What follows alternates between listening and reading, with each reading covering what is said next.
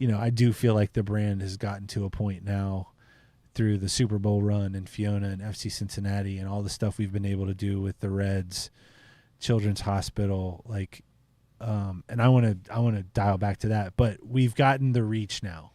So that when we do something, people know about it. So what would be special? I don't know if you guys have it, but you should record those moments. That when they come in your store, dude, there should be a seat and a mic and a camera. Yeah, like a little confessional kind of booth. Yeah, I think that would be cool because I think those stories on your guys' site, yeah, that could hit really big. Well, one thing we did in Fort Mitchell, which is really cool, if you go to our Fort Mitchell store, where is it? It's on Dixie Highway in the old Rimke Plaza. Yep. We're right next to Jersey Mike's and Hit Seekers baseball cards in front of Braxton Brewery. If you go in there, we've created a little bit of a wall of fame. That is two things. It's candid photos of people who've come in or moments in the company's history. So like when Joey Votto pops in the store, or presenting the check at the zoo, or whatever it is. We've kind of captured those photos, and they kind of speak for themselves. But then along the wall and then down the hallway, we have framed T-shirts that are iconic moments in our company's history. And then there's a photo that goes with them, and then a little paragraph that gives context to what it was. So the Fiona shirt, 2 years ago when Nick Castellanos was on the Reds team, and his son drew a picture of him on a T-shirt that he wore on the carpet at the All-Star game, and people were asking what the shirt was, and he said, "This was my son's birthday gift to me." He let us replicate that design, and within 24 hours it was for sale in the Reds team shop. He let his son pick the Dragonfly Foundation as a recipient of a cut from the sales, and so we were able to raise $20,000 for the Dragonfly. That he ended up matching and presented them a check at the game. And so you have those special moments happening for sure. And document them. I think Devin Still was probably the first that comes to mind. The Bengals with him and his daughter. Yeah, with his daughter. So we did a shirt that said "Still Strong" to raise money. And he got on board with that, came to our store, helped us get the word out.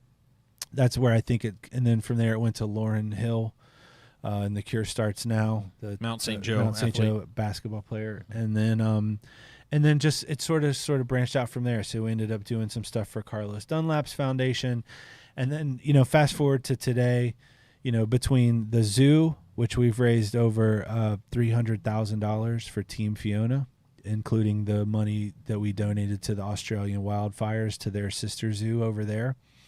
So between the zoo, the Reds Community Fund, all the different athletes with their own foundations or the foundations that they're passionate about, Children's Hospital, Ronald McDonald House, Dragonfly, there's so many. We've donated over $1 million to date to local organizations, and that's something that we really hang our hat on. And then most recently with the Damar Hamlin, Darren and I were at the game when that happened with our sons, and before we were even out of the stadium, his GoFundMe drive had gone viral, right? Where he was raising money to get toys for like inner city kids. And we donated while we were still in the stadium, and I think at that point the total was like $7,000 or something. And then within an hour or two. Yeah, it's over like 200,000. I mean, it was insane. Mm-hmm. And so we were kind of having the discussion there of like, our whole thing is there's two things. One is like, we never want to come across as like, I don't know what the right word is, like making money off of something that doesn't involve us, so in moments like that, if we do something, we say, it's going to be all the profits. It's not going to be a portion. So like when people got shot on Fountain Square and we were raising money for the police and the victims, we never felt like there was a scenario where we should make any money off of that. It was a Cincinnati strong. It was a rally together. This is a terrible thing that hit our community, but we don't feel right. Other times if we partner with people, it's like we'll give a percentage, but we still have to run a business. There's other times where it doesn't feel right. This was one of those times, but we also felt like we didn't have to put any eyeballs on a cause. Like the Damar Hamlin thing, everybody knew about it. What are we going to do, right? But we had, and I'm proud of it, we have developed such a reputation here locally that we were getting hit on social media. Not what is Cincy Shirts going to do? And then it got to a point where it's like, are we kind of jerks if we don't do something? It's a lot of pressure now. Yeah. And so that's how the designs were born. We contacted Kevin Necessary from local artist who had done an image of the two mascots both kneeling in prayer. Just an amazing image. Then our internal team came up with a design that was a 5-1-3. The 5 and the 1 were in black and orange, and then the 3 was in the Buffalo Bills colors because that's his number. And then there was one other one that I'm drawing a blank of, but we were like, okay, we're going to release these, and then all of the proceeds are going to go to the charity. How do we?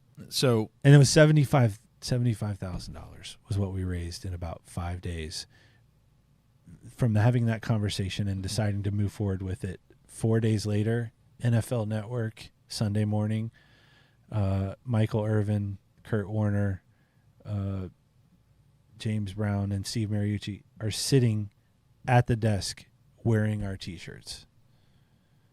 4 days later. And then Cooperstown,